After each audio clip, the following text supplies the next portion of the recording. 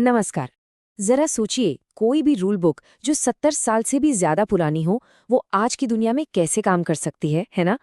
आज हम भारत के संविधान की इसी अनोखी, कह सकते हैं, खूबी को समझेंगे कि कैसे ये एक जिंदा दस्तावेज की तरह समय के साथ खुद को बदलता रहता है।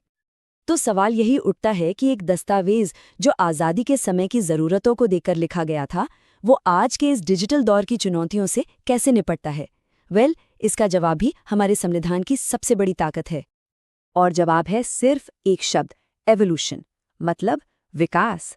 देखिए, हमारा संविधान कोई पत्थर की लकीर तो है नहीं, और इसके विकास का एक बहुत ज़रूरी जरिया है इसकी अनुसूचियाँ, यानी शेड्यूल्स। यही वो चीज़ हैं जो संविधान को ज़रूरत के हिसाब से बदलने की फ्लेक्सिबिलिटी देती हैं। तो चलिए, इसी में थोड़ा और गहराई से उतरते हैं। ये अनुसूचियां या शेड्यूल्स सिर्फ कोई लीगल अपेंडिक्स या लिस्ट नहीं है। ये तो भारत के विकास की कहानी के अलग-अलग चैप्टर्स की तरह हैं, जो देश की बदलती जरूरतों को दिखाते हैं। आज हम ऐसी ही 4 खास अनुसूचियों पर फोकस करेंगे, जिन्हें बाद में संविधान में जोड़ा गया, और इन्होंने सच मानिए भारत के कानूनी और राजनीतिक माहौल को हमेशा के लिए बदल कर रख दिया। तो हमारी कहानी शुरू होती है 1947 के ठीक बाद के दौर से। भारत नया नया आज़ाद हुआ था, और उसके सामने एक बहुत बड़ी चुनौती थी, ज़मीन का बंटवारा, वो भी इंसाफ के साथ। और इसी एक चुनौती से निपटने के लिए संविधान में पहला बड़ा बदलाव करना पड़ा। देखिए, प्रॉब्लम ये थी कि ज़मीन का बंटवारा बहुत ही गैर बराबर था। मतलब कुछ लोगों के पास हज़ारों एकड़ ज़मीन थी और करोड़ों लोग बिल्कुल भूमिहीन थे। तो प्रधानमंत्री जवाहरलाल नेहरू की सरकार ने भूमि सुधार कानून बनाए, लेकिन जो जमींदार थे वो अपने संपत्ति के अधिकार का हवाला देकर इन कानूनों को अदालतों में चैलेंज कर रहे थे। अब इसी कानूनी अड़चन को दूर करने के लिए 1951 में पहले ही संविधान संशोधन के जरिए 9वीं अनुसूची को जोड़ा गया। लेकिन कहानी यहीं खत्म नहीं हुई। समय के साथ ये जो सुरक्षा कवच था, ये भी बदला। शुरू में तो ये माना गया कि इसमें डाले गए किसी भी कानून पर अदालत सवाल नहीं कर सकती, बिल्कुल नहीं। पर 1973 के ऐतिहासिक केशवानंद भारती केस के बाद और फिर 2007 में सुप्रीम कोर्ट के एक और फैसले ने तस्वीर साफ कर दी। कोर्ट ने कहा कि 24 अप्रैल 1973 के बाद इस लिस्ट में जोड़ा गया कोई भी कानून, उसकी समीक्षा हो सकती है। शर्त यह है कि वो संविधान के मूल ढांचे यानी बेसिक स्ट्रक्चर, जैसे कि लोकतंत्र और समानता का उल्लंघन ना करता हो। चलिए, अब कहानी में कई दशक आगे चलते हैं और भारत की राजनीति में आई एक बिल्कुल नई चुनौती को देखते हैं। और ये चुनौती जमीन से नहीं, बल्कि सीधे सत्ता के गलियारों से जुड़ी हुई थी। उस दौर की समस्या थी आया राम गया राम वाली राजनीति। इसका मतलब विधायकों और सांसदों का अपनी पार्टी छोड़कर फायदे के लिए दूसरी पार्टी में चले जाना। इससे सरकारें बहुत अस्थिर हो जाती थी। तो इसी प्रॉब्लम से निपटने के लिए 1985 में राजीव गांधी की सरकार 52वें संशोधन के जरिए 10वीं अनुसूची लेकर आई, और इसी को हम आज एंटी डिफेक्शन लॉ या दल बदल विरोधी कानून के नाम से जानते हैं। तो सवाल ये है कि ये दल बदल विरोधी कानून आखिर करता क्या है? देखिए, आसान शब्दों में कहें तो ये चुने हुए नेताओं पर एक तरह की लगाम लगाता है। अगर कोई एमएलए या एमपी अपनी मर्जी से पार्टी छोड़ दे या फिर पार्टी के निर्देश के खिलाफ वोट करे, तो उसकी सदन की मेंबरशिप तक जा सकती है। इसका सीधा सीधा मकसद था सरकारों को गिरने से बचाना और स्थिरता लाना। ठीक है, अब आते हैं 1990 के दशक में। इस समय तक देश का फोकस थोड़ा बदला।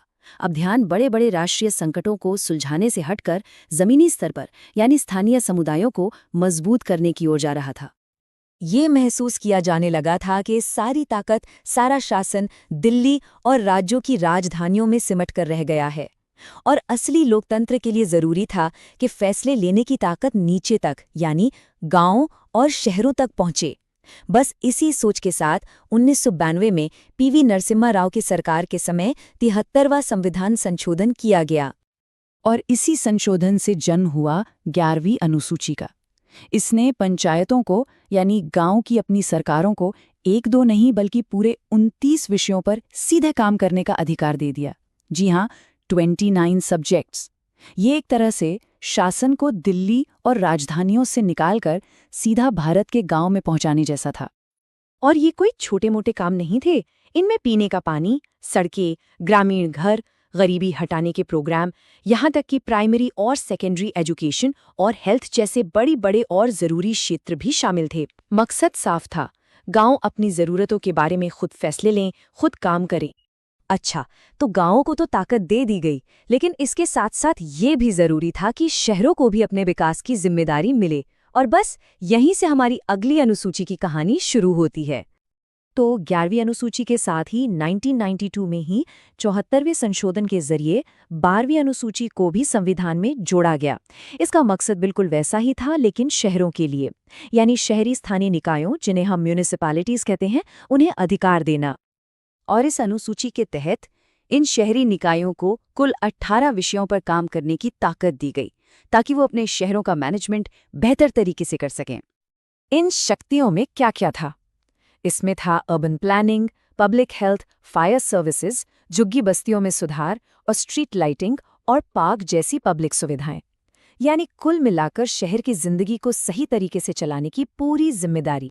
तो अगर हम इन चारों अनुसूचियों को एक साथ देखें तो एक पूरी यात्रा नजर आती है, एक सफर जो देश के बड़े संकटों जैसे भूमि सुधार और राजनीतिक स्थिरता को हल करने से शुरू होता है और लोकतंत्र को बिल्कुल जमीनी स्तर तक ले जाने पर खत्म होता है।